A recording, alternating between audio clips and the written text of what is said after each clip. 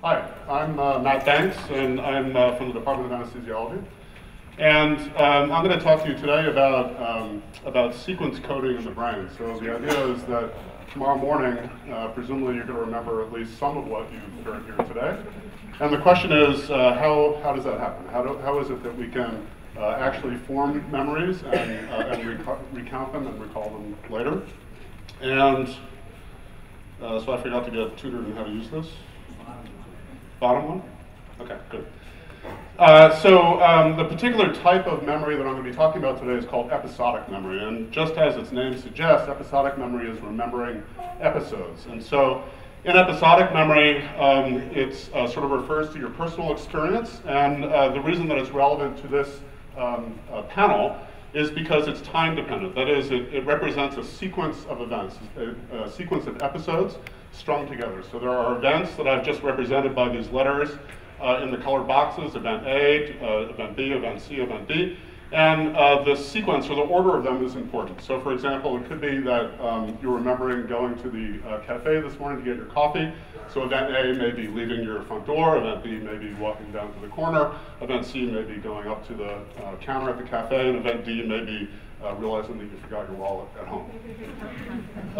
So the question is, how is this sequence of events represented in the brain? Now, the particular area of the brain that I'm going to focus on is called the hippocampus.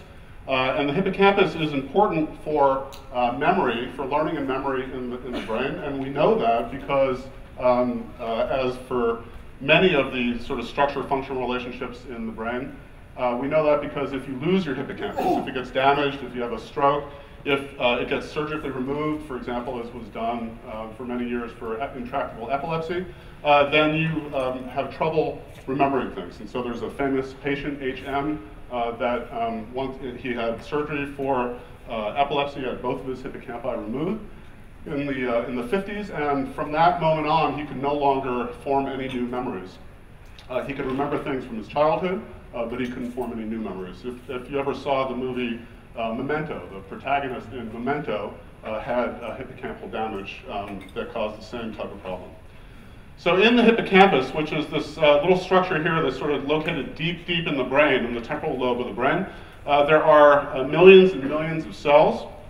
And this is sort of a blow-up of just one part of the hippocampus. This, I think, stunning picture was actually created by generating a genetically engineered mouse that was engineered such that its neurons expressed random color fluorescent molecules. And it basically allows us to see sort of this dense plexus of neurons in the mouse's brain. And if we zoom in just on one small part of this, you can see that these neurons are really packed into there. And they have these cell bodies, and they have these processes called dendrites and axons that stick off of them. And what we want to understand is how are these neurons actually representing memories? What is it about them that actually allows us to form and store memories in hippocampus? One of the fundamental theorems of neuroscience is that our sensory experiences, our memories, correspond to the activation of neurons in the brain. And so that sounds kind of like a basic thing, but what it means is that if we're remembering something that is a sequence of events, it means there has to be sequential activation of groups of neurons in the brain that corresponds to that sequence of events as we're remembering it. And so what we'd like to do is we'd like to sort of understand how these neurons are becoming activated sequentially. In order to do that, we can record their electrical activity, and which I'm going to talk to you about in just a second. But one of the particular features of the hippocampus is that it is really important for a particular kind of memory called spatial memory or spatial navigation. And spatial navigation, that is route finding, the example of walking down to the cafe in the morning, is sort of a classic episodic memory because it's a sequence of ordered events.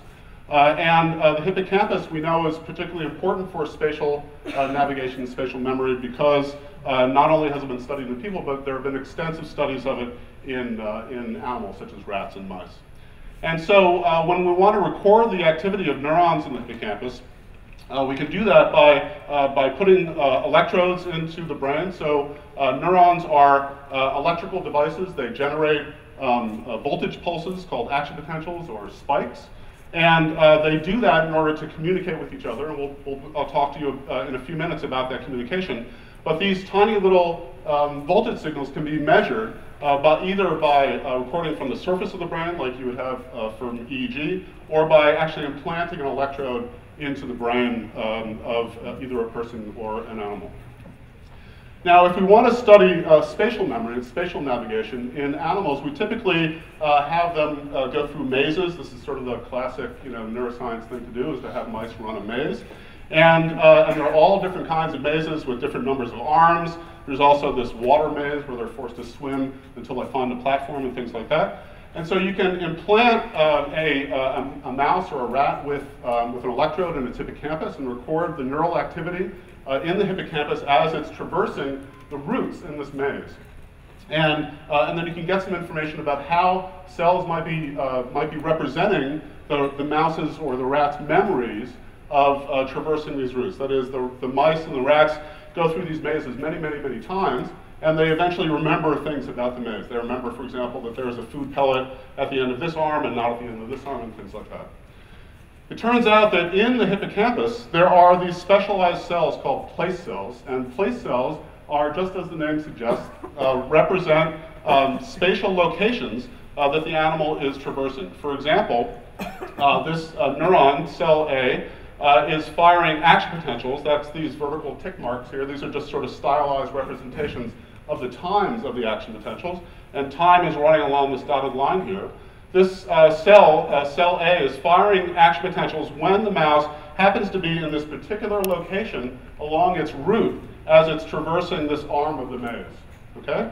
And so cell A, as the rat moves through space along this route, cell A fires first because its place field, that is the area in the maze, it's the spatial location that this cell prefers, is the first one that the rat encounters. Then there's another cell, cell B, which is the cell that fires next. It's another place cell. It has a different place field. And then cell C, etc. And so we have this sequential activation of place cells as the animal is traversing this route in hippocampus. So we have this sequential activation now. So this could be the key to what we're talking about, right? We have sequential activation of cells as the animal is sort of route finding, which is a particular example of episodic memory.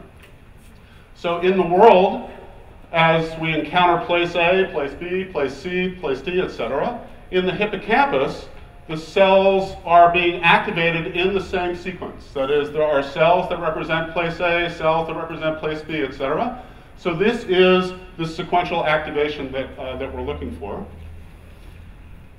So as the cells sort of get activated in sequence, as we experience the world, so that's fine, but what about memory? Okay, so this is, as we're experiencing it, we now have this group of cells that's very nicely representing things as we experience them.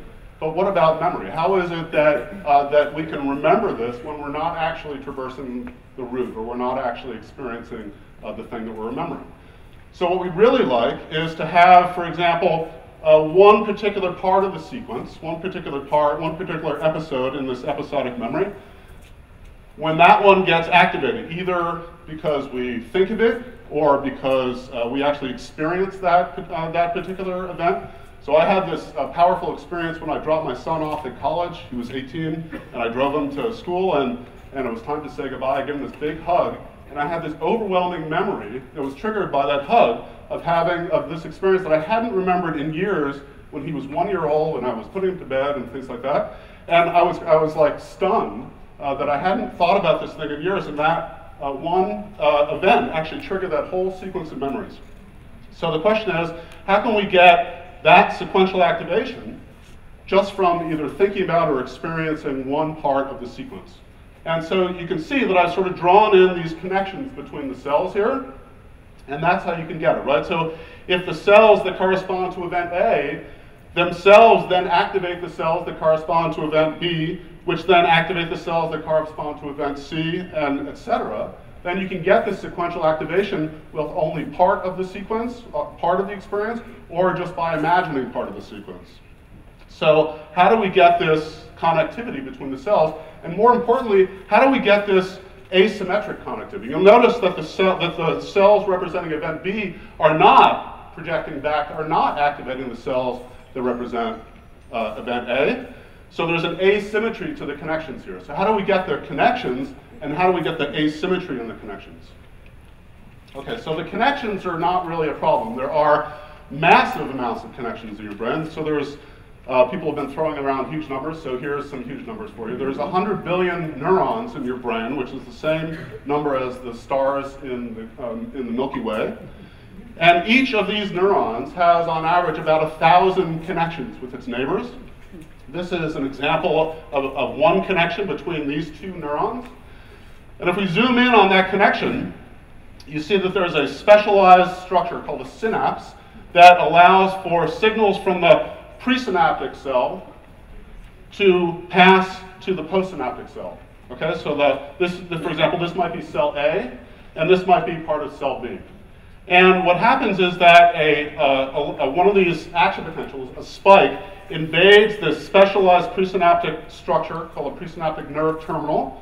And that electrical signal triggers the release of neurotransmitter into an incredibly small gap. This gap is probably at least 1,000 times too big here, into an incredibly small gap. And that neurotransmitter then binds to proteins, which we've heard about today, on the postsynaptic side. And that binding event causes a change in the electrical signal on the postsynaptic side. So this is cell A, electrical event, action potential, or spike, triggers a chemical binding event, which then gets converted back into an electrical signal. Electrical, chemical, electrical. And this is classically how synapses work in the brain. And every moment of every day, there are billions and billions of these synapses active at any given moment. Okay, that's why the brain consumes so much of the energy in your body. Okay. Now the other thing to think about is, well, how efficacious, how strong is this connection? That is, if we want cell A by itself, without event B, just cell A to activate cell B, then this has to be a pretty strong synapse. It has to be strong enough that an action potential here will change the voltage in cell B enough that cell B actually generates its own action potential. Okay? And the synaptic strength, the synaptic efficacy, is a dynamic entity.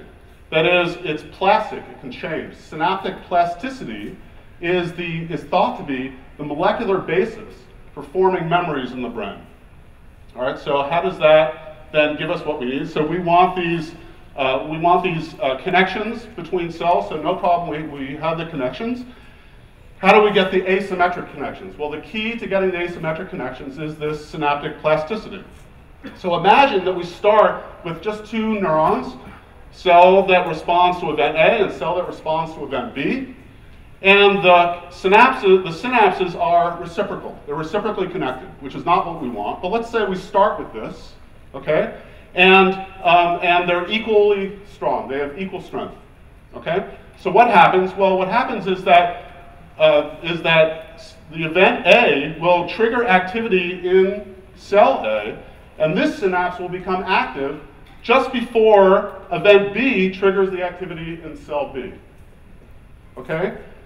But the cell B synapse becomes active way after cell A became active. That is, the asymmetry that we're going for arises because of the asymmetry in the activation sequence. The sequence of the activity is what's going to drive the formation of asymmetric connections between these cells. So in 1949, this person, Donald Hebb, who was a psychologist and neuroscientist, came up with what is now a generally accepted rule about synaptic plasticity. And it's summarized as cells that fire together wire together. That is, if a synapse is active at about the same time that its target is active, then that synapse gets strengthened. If a synapse is active after the cell was active, then that synapse gets weakened. Okay? And so this is called associative, a Hebbian or associative learning. It's also called spike timing dependent plasticity. So it's changes in synaptic strength that depend on the timing of the events in question. Okay, so we have our cell A, we have our cell B, and what's going to happen is that because of that asymmetric activation sequence, the timing is such that the synaptic strength between A and B is going to get stronger, and the synaptic strength between B and A is going to get weaker. And it's going to get to the point where cell A now can drive cell B on its own without event B ever happening. Okay, so you remember event A, and it triggers then the memory of event B. And so now we have what we want. We have the sequential activation of the neurons. And in the world, when you experience place A and place B, or event A, or memory A and memory B, in the hippocampus, you start the sequence, you get it going, and then it continues on its own, so that you can remember what it is that you experienced here tonight. And with that, I'm all done.